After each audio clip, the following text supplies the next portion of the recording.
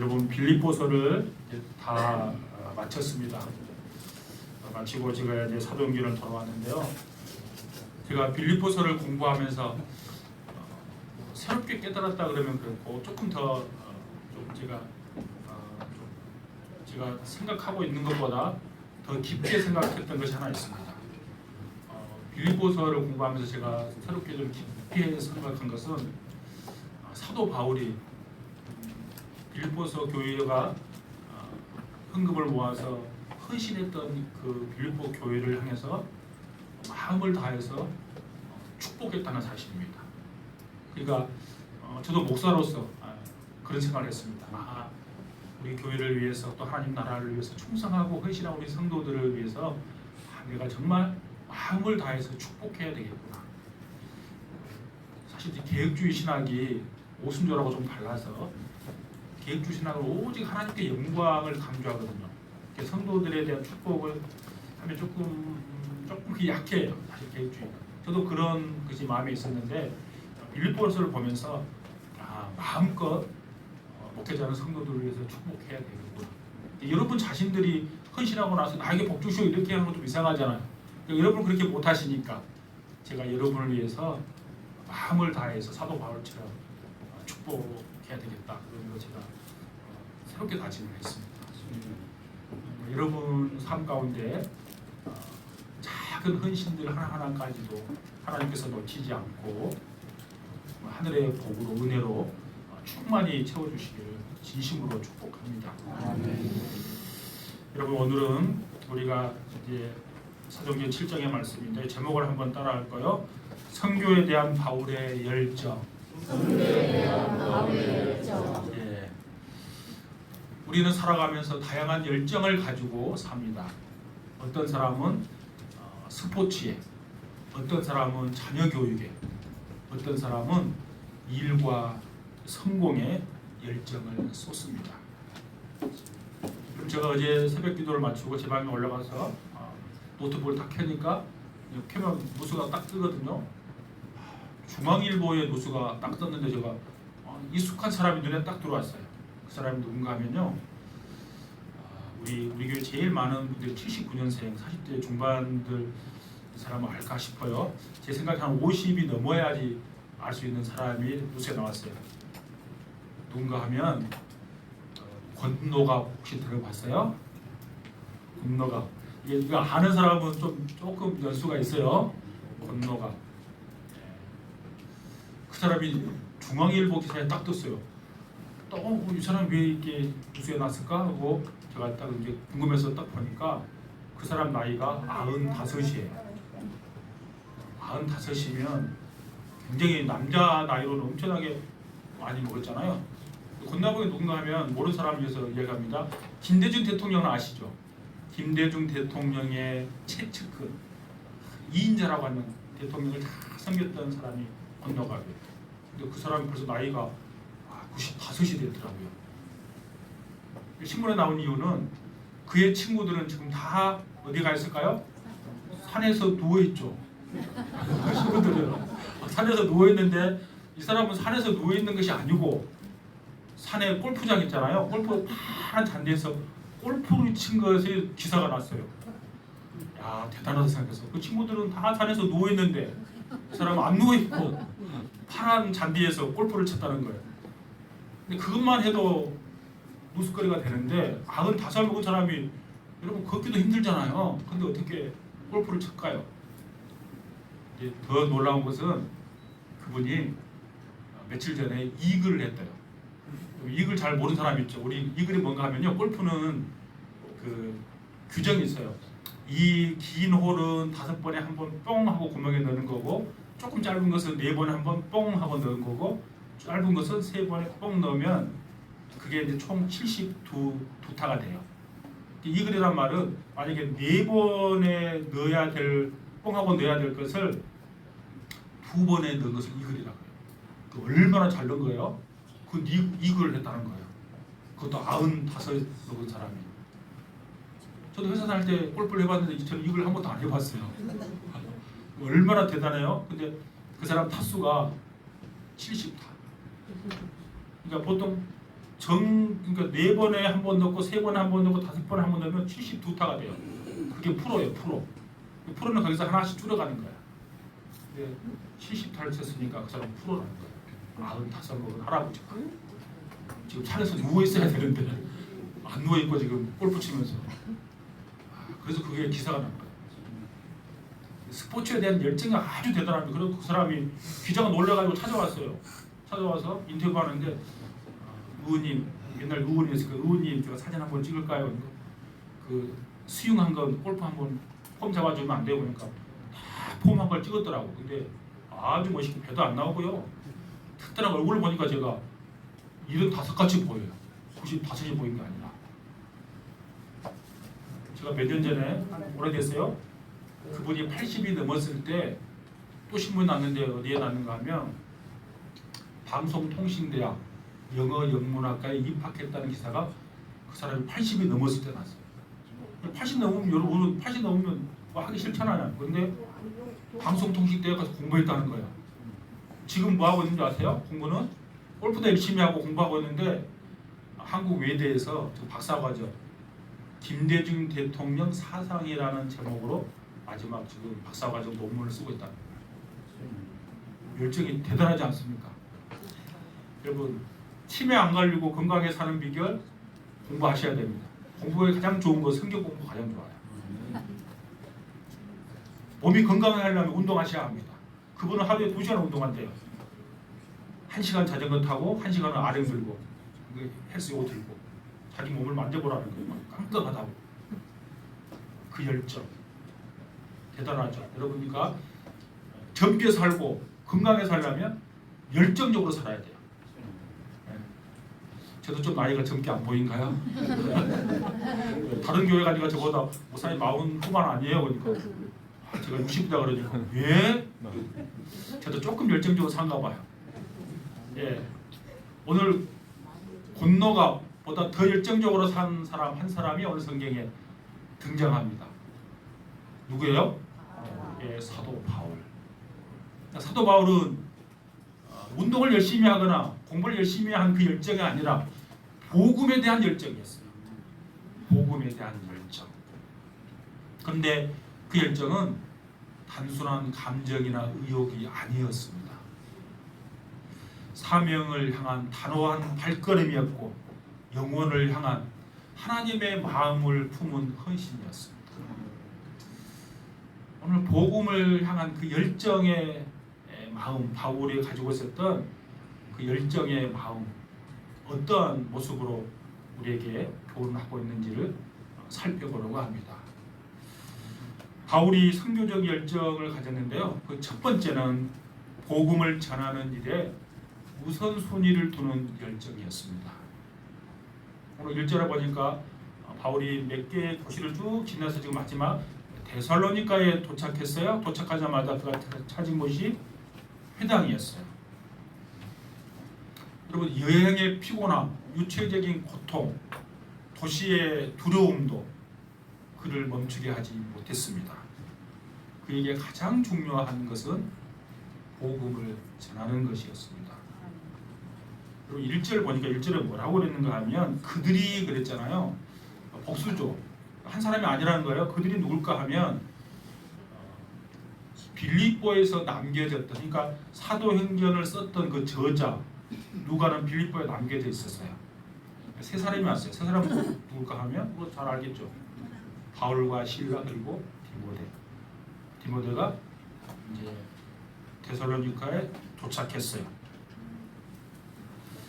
근데 우리가 잘 아는 것처럼 디모데는 그때 감옥에 가지 않았으니까 뭐 별 그러지는 않을 것 같은데 바울과 실라의 몸 상태는 어땠을까요? 불과 얼마 전에 빌립보에서 복음을 전하다가 감옥에 갇혔어요. 그리고 죽도록 매를 맞았어요. 그리고 풀려난 지 얼마 안 된 상태예요. 근데 그의 몸은 상처투성으로 가득 차 있었겠죠. 몸이 좋지 않은 상태예요. 그런 바울이 치료와 휴식을 선택하는 것 대신에 그는 복음을 우선순위에 두고 복음을 전합니다. 이게 바울의 선교적 복음의 열정이에요. 여러분 마게도니아의 행정 수도였던 이 데살로니가는 당시에는 큰 도시였습니다. 한 20만 명이 살았다고 학자들은 보고 있습니다. 근데 그가 그 데살로니가에 도착했을 때 제일 먼저 간 곳은 회당이었습니다. 우리가 바울을 계속 보고 있잖아요. 바울은 어느 도시에 갈 때마다 제일 먼저 간 곳이 회당이었죠. 바로 앞에 갔을 때는 빌립보였잖아요. 빌립보는 회당이 없었어요. 그러니까 회당이 없으니까 어디로 갔어요? 기도하는 처소를 찾았죠. 16장에 우리가 이미 봤잖아요. 기도하는 곳을 찾았다가 우리는 한국 사람들이 기도할 때 산으로 간다 그랬잖아요. 이스라엘 백성들은 강가로 간다 그랬어요. 강가는 물이 있기 때문에 거룩한 것을 상징해요. 그래서 강가로 가서 누굴 만났어요? 빌립보에서 보면 차세곡검 장사 루디아를 만났잖아요. 그 회당이 없었기 때문에 강가로 간 거예요. 근데 오늘 데살로니가는 회당이 있었다는 거예요. 그래서 회당을 찾은 거죠. 여러분 유대인들의 회당은 유대인 남자 10명이 있으면 회당을 세워져요. 그러니까 데살로니가는 큰 도시였기 때문에 회당이 있었다는 것을 우리가 알 수 있죠. 우리 성경에는 안 나와 있는데요. 헬라어 원문에 보면 그 회당을 흔히 말해서 정관사가 붙어 있지 않아요.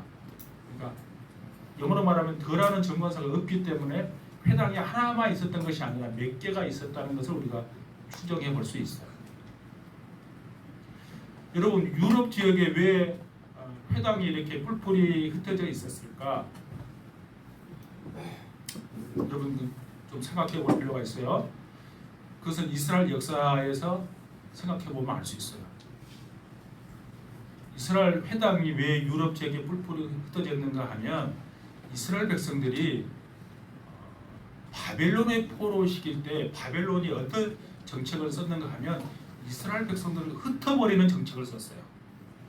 그들이 한 곳에 모여 있으면 혹시 이게 마음을 합해가지고 바벨론을 대적할까 두려워서 이스라엘 백성을 다 흩어버렸어요. 그리고 우리나라도 일제 강점기 때 어떻게 했어요? 일본 사람들이 우리나라를 일본으로 끌고 가고 당시 소련 사할린으로 끌고 가고 중국 만주로 끌고 가고 흩었잖아요. 우리나라가 해방을 맞았을 때 어떻게 됐어요? 다 해방 맞았으니까 우리가 대한민국으로 가자고 다 돌아왔나요? 많이 돌아왔지만 일부는 일본에 남고 일부는 지금 러시아, 중국, 카자흐스탄 이리 다 곳곳에 지금 살고 있잖아요.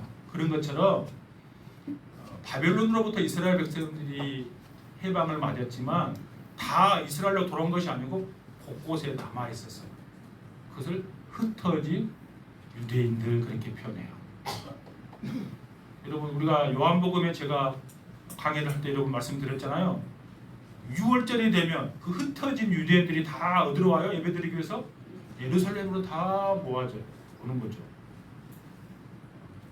그래서 그 유대인들을 우리가 디아스포라 유대인들, 그러니까 각각의 흩어져 있는 사람들이다 그런 표현을 썼어요. 근데 바울이 흩어져 있는 그 유대인들 그리고 모여 있는 그 장소 회당을 중심으로 복음을 전하는 이유가 분명합니다. 그 이유는 이것입니다. 가장 익숙하고 효과적으로 복음을 증가할 수 있기 때문이에요. 여러분 유럽 지역으로 흩어진 유대인들은 언제나 회당을 중심으로 모였어요. 왜냐하면 그들은 하나님을 예배하는 민족이기 때문에 회당을 중심으로 모여서 하나님을 예배하고 율법을 교육하고 교제가 거기서 이루어졌어요. 우리나라 사람들 이민 가잖아요. 이민 가면 제일 먼저 교회를 세워요. 교회에서 뭐 하는 줄 아세요? 첫 번째는 예배 드리는 거죠. 첫 번째가 예배 드리고 거기서 서로 교제하고 한글도 배우고 우리나라 문화도 배우고 그게 이민교회가 하는 일이거든요. 당시 유대인들도 유럽 지역에 살면서 회당이 그 역할을 했다는 거예요. 그러니까 사도 바울은 자신과 전혀 다르지 않은 유대인들이 모여있는 그 회당을 제일 먼저 찾아갔어요. 여러분 이것이 우리에게 주는 교훈이 있습니다. 전도 또는 선교를 할 때는 나에게 익숙한 사람들에게 먼저 그 복음을 전하는 거예요. 나와 가장 가까운 가족, 친지, 또 이웃들이 1차적으로 내가 복음을 전해야 할 대상인 것이죠. 바울은 안식일에 회당에 가서 유대인들과 예배하고 교제하는 것이 너무나 익숙하고 너무나 자연스러웠습니다. 그렇기 때문에 복음 전도는 나에게 가장 익숙한 대상을 만나서 익숙한 방법으로 복음을 전하는 거예요. 여러분, 그렇다면 바울이 복음을 전한 그 선교의 내용이 여러분 무엇이었을까요? 당연히 선교의 내용은 바로 예수 그리스도이십니다. 바울이 선교할 때, 복음을 전할 때 성경을 통해서 예수가 그리스도라는 것을 증거했어요. 그게 선교 내용의 핵심이에요. 오늘 본문을 다시 한번 보십시오. 여러분 2절 제가 읽습니다. 바울이 자기의 관례대로 그들에게로 들어가서 새 안식일에, 새 안식일은 말은 3주 동안 그 말이에요. 새 안식일에 성경을 가지고, 이 성경은 구약 성경을 말하는 거예요. 당시는 신약이 없었기 때문이죠. 성경을 가지고 강론하며, 3절은 같이 봅니다. 같이 시작. 뜻을 풀어 그리스도가 해를 받고 죽은 자 가운데서 다시 살아나야 할 것을 증언하고 이르되 내가 너희에게 전하는 이 예수가 곧 그리스도라 하니. 아멘. 그 예수가 그리스도라고 그가 증거했어요. 그러니까 그게 선교 내용 핵심은 예수가 그리스도라는 거예요. 여러분, 우리의 삶에서 복음은 어떤 우선순위를 차지하고 있습니까? 바울은 일상에서 그 중심에 복음을 놓았고 그 열정이 그 도시를 뒤흔들어 놨습니다. 두 번째로 바울의 선교적 열정은 이해시키고 설득시키는 지혜로운 열정이었습니다. 우리가 흔히 말하면 예수천국, 불신지옥 이렇게 거친 방식으로 사도 바울은 선교하지 않았어요. 2절에 보니까 성경을 가지고 강론하며 그랬어요. 성경을 가지고 강론하여, 이 말을 제가 새 번역을 찾아보니까 이렇게 번역해놨어요. 성경을 가지고 그들과 토론하였다, 이렇게 번역했어요. 그러니까 사도 바울이 3주 동안 회당에 머물면서 했던 거, 그 뭔가 하면 성경을 가지고 토론하고 대화하고 가르치기도 했다는 말이에요. 3절에 보니까 뜻을 풀었다고 했는데 그 뜻은 구약 성경을 가지고 그리스도가 고난을 받고 죽어야 되고 다시 살아날 것을 증명했다는 말입니다. 여러분, 이것은 우리에게 무엇을 가르쳐 준가 하면 구약 성경은 예수 그리스도를 증거하고 있다는 말이에요. 굉장히 중요합니다. 그리고 당시 유대인들은 성경은 단지 교훈적 차원에서 읽고 배웠어요. 그들이 구약 성경이 예수 그리스도를 증거한다고 그들은 한 번도 생각해 보지 않았어요. 그러니까 성경을 그들은 온전히 이해하지 못한 거죠. 그러니까 사도 바울도 다메섹 도상에서 부활하신 예수 그리스도를 만나기 전까지는 똑같았어요. 근데 그가 다메섹 도상에서 예수 그리스도를 만나고 어디로 가요? 아라비아 광야에서 3년 동안 성경을 연구합니다. 성령님의 감동하심을 따라 성경을 연구해 보니까 구약 성경이 예수 그리스도에 대한 증거라는 사실을 아는 거예요. 그래서 지금 유대인 회당에 와서 그 예수를 증거하고 있는 거예요. 여러분, 유대인들은 오래전부터 자신들을 로마의 압제로부터 구원해 줄 메시아를 기다리고 있었어요. 메시아란 말은 구원자라는 뜻입니다. 메시아가 히브리 말이고 헬라 말로는 오늘 우리가 봤던 그리스도라는 뜻이야 말이에요. 똑같은 말, 메시아, 그리스도, 구원자라는 뜻이에요. 유대인들이 고대하며 기다리던 메시아, 즉 그리스도는 로마의 황제의 압제로부터 능히 자신들을 구원해 줄 그래서 다윗과 같은 강력한 힘을 가진 왕 같은 존재라고 그들은 믿기를 원했어요. 근데 여러분, 예수님은 어떤 모습으로 왔나요? 자신들을 구원해 줄 다윗과 같은 왕으로 온 것이 아니라 가장 초라한 모습으로 온 거죠. 시골 출신이고요. 자신이 자칭 그리스도라고 이야기했지만 자신들을 구원하지도 못하고 무기력하게 체포되고 지금 십자가에 가게 될 상황에 처인 거죠. 그러니까 이스라엘 백성들이 생각했을 때는 예수 그리스도가 자신들을 구원할, 그러니까 로마의 압제로부터 구원할 왕이라고 생각했는데 전혀 힘이 없으니까 예수는 자기에게 쓸모가 없는 존재인 거죠. 그래서 예수를 십자가에 못 박으라고 그들은 소리를 지른 거죠. 예수님이 십자가에 못 박히게 되고 예수님이 죽은 다음에는 그들은 예수님을 거들떠도 보지 않았습니다. 그러나 바울은 하나님의 말씀인 그 성경, 구약 성경을 통해서 그것을 근거로 해서 너희들이 십자가에 못 박으라고 한 예수가 그리스도라고 지금 증거하고 있는 거예요. 오늘 본문 3절을 다시 한번 보십시오. 그리스도가 해를 받고 죽은 자 가운데서 다시 살아나야 할 것을 증언했다고 말하고 있습니다. 그러니까 해를 받았단 말은 십자가에서 고난받고 죽으셨다는 말이에요. 근데 구원자 되신 예수님께서 왜 십자가에서 죽으셔야만 했습니까? 이유는 딱 하나입니다. 여러분, 죄의 형벌은 죽음이에요. 근데 모든 인간은 다 죄인이기 때문에 죄인인 우리가 스스로 우리를 구원할 수 없기 때문에 죄가 없으신 예수님께서 우리의 모든 죄를 지고 십자가에서 죽으셔야만 했어요.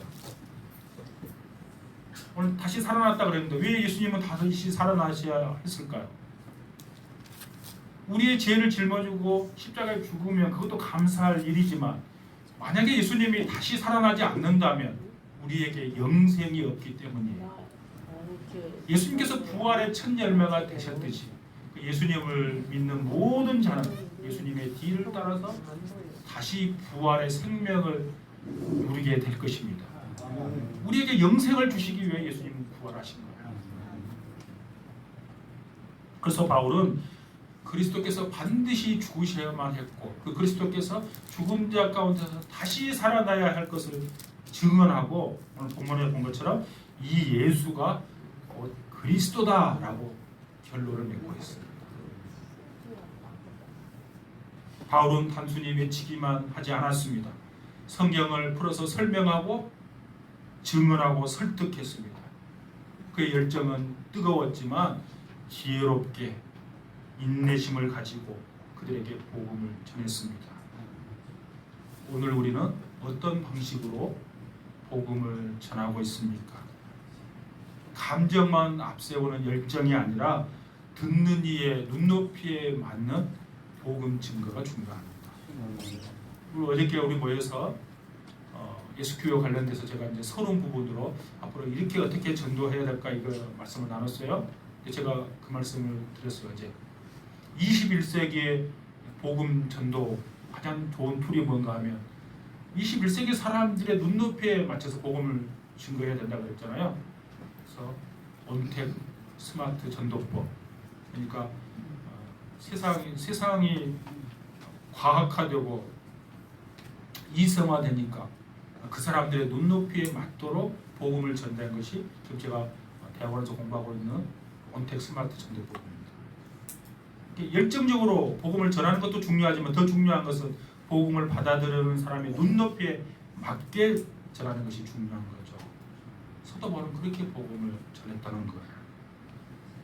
그런데 사도 바울이 회당에 가서 복음을 전했는데 그곳에는 유대인들만 있는 것이 아니고요. 놀랍게도 이방인도 함께 있었다는 사실이에요. 그 말씀이 오늘 4절이에요. 여러분 4절 같이 읽겠습니다. 4절 시작. 그 중에 어떤 사람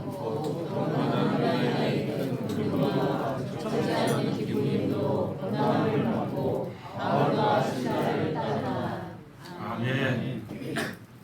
보니까 경건한 헬라 이방인이죠. 이방인들이 그곳에 있었다는 거예요. 근데 이방인만 있는 것이 아니라 기부인도 있었다는 거죠. 참으로 놀라운 일입니다. 여러분, 유대인들만 있는 곳에 유대인 회당에는 유대인들은 당연히 모이고 당연하죠. 근데 이방인이 있었던 것도 놀라운데 기부인들이 있었다는 것은 더 놀라워요. 왜냐하면 여러분, 기부인들이 어떤 분들이에요?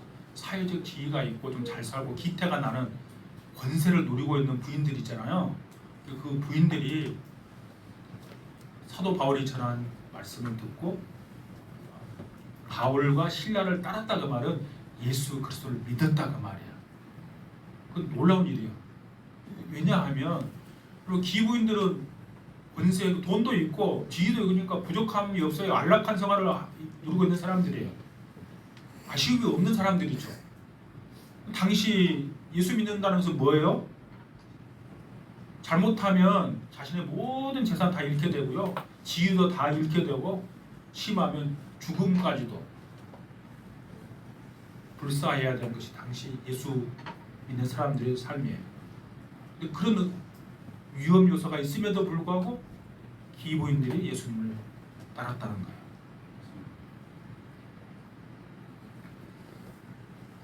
여러분, 바울이나 신라가 모습이 어땠어요? 제가 이 말씀을 계속 묵상하면서 느껴봤어요. 그냥 그림의 언어로 생각해봤어요. 바울과 신라를 생각해보고 기부인들을 한번 생각해봤어요. 여러분, 대비가 되지 않습니까? 바울과 신라가 수리아 안디옥에서 출발했을 때 엄청난 시간이 많이 흘렸어요. 그러니까 그들이 여행하니까 요즘같이 뭐 세탁소가 중간에 있는 것도 아니잖아요. 몰골이 험했을 것 같아요. 멀리 안 보더라도 바로 앞에 있었던 지역이 빌립보 지역이었잖아요. 빌립보에서 데살로니가까지는 160km 정도 거리가 돼요. 자료 찾아보니까 160km. 그러면 당시 걸어서 아무리 빨라도 5일, 7일은 걸어와야 할 거리예요. 빌립보에서 어떤 일이 있었습니까? 감옥에 갇히고 죽도록 매를 맞았어요. 그러니까 그의 몰골이 험했을 것 같아요. 전혀 매력이 전혀 없는 얼굴. 근데 기부인들은 그가 전하는 복음을 듣고 예수님을 따랐다는 거예요. 그러니까 그 바울이나 신라의 얼굴 상태나 그의 이걸 보지 아니하고 그의 복음을 듣고 따랐다는 거예요. 여러분, 복음을 전할 때 그런 자신감이 있어야 돼요. 내가 어떤 위치에 있든지 내 상황에 상관없이 복음은 능력이에요. 복음을 전하면 생명이 살아나게 돼 있어요. 근데 그 둘이 전했던 복음, 만약에 한번 생각해 보세요. 요즘 우리가 흔히 많이 생각하는 것처럼 예수를 믿으면 그 기부인들에게 바울이 이렇게 말했다고 생각해 보세요. 예수를 믿으면 복 받습니다. 건강하게 살고 돈도 많이 벌고 자녀도 잘 되고 이렇게 삽니다. 이렇게 전했다고 한번 생각해 보세요. 그럼 기부인들이 바울을 이렇게 보고 이렇게 우아를 쳐다보고 그거 아닌 것 같은데 이렇게 하지 않았겠어요? 그 몰골은 험하겠잖아요. 복음은 그거 아니라는 거죠. 바울이 전한 복음이 뭡니까? 우리의 인간을 위해서 예수가 십자가에서 죽으셨고 우리를 위해서 다시 살아났다는 사실을 증거한 거예요. 이게 복음이에요. 그래서 그 복음이 생명이 있기 때문에 자신과 전혀 자신이 봤을 때 너무 부족한 바울이 전한 복음을 믿고 예수 그리스도를 영접하고 예수님을 따랐다는 사실입니다. 세 번째로 바울이 가지고 있었던 선교적 열정, 그것은 대적과 위협 앞에서도 물러서지 않는 열정이었습니다. 5절 이하에 보니까 바울이 이제 사역의 열매를 맺자 유대인들이 시기합니다. 그리고 폭도들을 불러일으켜서 도시를 소동케 합니다. 거짓 소문을 퍼뜨리고 바울을 붙잡기 위해서 야손의 집을 급습합니다. 침입해서 딱 급습해요. 바울은 거기서 쫓겨나올 수밖에 없었어요. 바울의 열정은 박해 앞에서도 그러나 결코 식지 않았어요. 어디로 가는가 하면 다음 주에 볼 텐데요. 바울은 베레아로 옮겨갑니다. 베레아에서도 여전히 바울은 복음을 전합니다. 박해 앞에서도 멈추지 않는 복음의 열정을 그는 가지고 있었습니다. 복음은 어떤 방해라도 멈출 수 없는 사명입니다. 여러분, 박요한 선교사라는 분이 있어요. 분이 대학을 졸업하고 유명한 아주 누구나 가고 싶어하는 대기업에 취직했어요. 이제 편하게 살아도 되겠다 이런 생각했는데 어느 날 교회 예배당에 와서 앞에서 마음을 다해서 기도하는데 하나님께서 그에게 감동을 주는 거예요. 이렇게 감동했어요. 이제는 내가 아니라 내가 너의 인생을 쓰겠다. 이 말씀이 너무 강력해서 그가 선교사로 헌신합니다. 어디로 가는가 하면 중동국가 무슬림 지역으로 갑니다. 제일 선교하기가 어려운 거예요. 그래서 잡히면 죽음이에요. 여러분 옛날 우리 뭐 참수된 거 목 베인 거 봤잖아요. 그 지역에 신학을 공부하지 않았기 때문에 그가 선교사로 사역하는 동안 한 번도 하나님의 말씀을 전해본 적이 없어요. 하나님 잘못 말씀하다가 잡히면 바로 죽음이거든요. 어떻게 복음을 전했는가 하면 예수의 삶으로 보여준 거예요. 사랑으로, 인내함으로, 온유함으로, 태도로 예수님을 그대로 그 사람들이 같이 살면서 보여준 거예요. 그 오랫동안 있었던 청년이 이렇게 이야기했습니다. 나는 처음에 당신이 미쳤다고 생각했어요. 왜 이렇게 여기서 사는지 내가 알지 못했어요. 그런데 지금은 당신이 믿는 그 하나님 나도 알고 싶어요. 그가 중동 무슬림 지역에서 10년 동안 사역하는 동안 이슬람 교도를 기독교로 개종시킨 그 몇 명 전도했는 줄 아세요? 10년 동안 4명 했어요. 4명. 박요한 전도사는 이렇게 말합니다. 하나님은 나에게 열매가 아니라 충성을 맡기셨다. 이 선교사는 바울처럼 위협받는 자리에서 묵묵히 복음으로 살고 복음을 증거하는 삶을 살았습니다. 그리고 복음은 거창한 능력이 아니라 작은 순종에서 시작이 됩니다. 우리는 열정의 사람을 다 좋아합니다. 근데 진짜 열정은 어디에 드러나는가 하면 반대와 위협을 받을 때 진짜 열정이 드러나요. 고난 속에서도 흔들리지 않는 마음, 비난을 받아도 꺾이지 않는 믿음, 그것이 진짜 열정입니다. 여러분, 거짓은 늘 진리와 충돌합니다. 빛은 어둠과 충돌합니다. 복음은 세상의 가치와 충돌합니다. 그렇기 때문에 복음을 전하는 삶에는 반드시 대적과 충돌이 있기 마련입니다. 그러나 바로 그 순간에 우리 안에 있는 복음에 대한 진정한 열정이 드러나게 되는 것입니다. 여러분, 가정에서, 직장에서, 친척들 사이에 예수님을 전하라 할 때 여러분 가지고 있는 부담감이 있으십니까? 어떤 이는 이렇게 말합니다. 촌스럽게 요즘 누가 예수님을 믿냐? 어떤 사람은 이렇게 조롱합니다. 고리타분하게 아직도 교회를 다니고 있느냐? 이렇게 말합니다. 그래서 우리는 복음을 말하지 않거나 관계가 깨질까 봐 입을 다물어 버립니다. 우리는 조금의 비난에도 반대해도 혹시 내가 침묵하고 있지는 않습니까? 복음은 늘 우리에게 대가를 요구합니다. 그러나 그 대가는 결코 헛되지 않습니다. 하나님은 오늘 우리에게 여전히 묻습니다. 내가 복음을 전하지 못하는 정말 큰 이유가 위험이냐 아니면 불편함 때문이냐? 여러분, 복음을 위하여 불편함을 감수하고 복음을 위하여 손해를 감당할 수 있는 거룩한 열정들이 저와 여러분이 있기를 축복합니다.